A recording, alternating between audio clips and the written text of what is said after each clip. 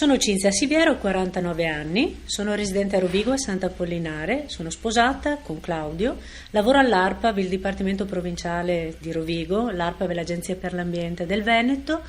Dal 2004 mi occupo di politica, ho iniziato con i DS, poi il PD ed ora con SEL.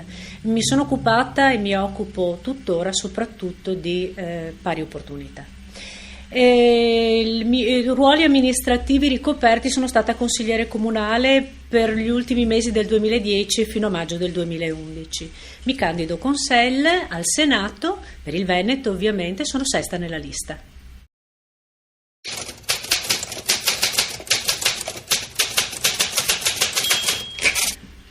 La prima cosa che mi viene in mente, per cui mi batterei, è la tutela del mio territorio, in particolare del territorio del Delta del Po. Un territorio con un ecosistema fragilissimo, un territorio che va tutelato, va in qualche modo rivalutato da un punto di vista turistico, ma un turismo ecocompatibile. Proprio per la fragilità questo territorio non andrebbe ulteriormente sfruttato, non deve diventare un parco energetico, ma deve essere un parco naturale a tutti gli effetti.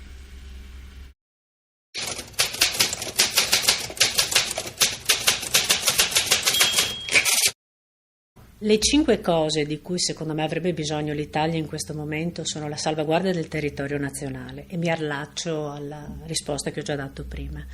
Il reddito minimo di cittadinanza per consentire alle persone di non cadere nella rete della criminalità organizzata o del lavoro nero o dello sfruttamento delle professionalità.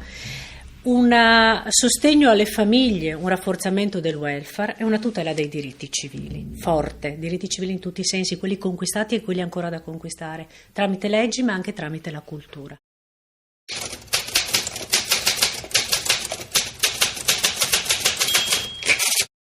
Io non vorrei fare promesse, nel senso che poi gli italiani di promesse ne hanno sentite tante, però io ho preso un impegno, ho aderito alla campagna di Libera con il gruppo Abele che è Riparti il futuro. Ho aderito per modificare l'articolo 416 ter del codice penale, inserendo oltre a scambio di voti con erogazione di denaro anche scambio di voti con altre utilità. Ho aderito pubblicando il mio curriculum vita un po' dappertutto, però adesso vi voglio dire la mia condizione patrimoniale e reddituale, che è l'altro impegno che ho preso.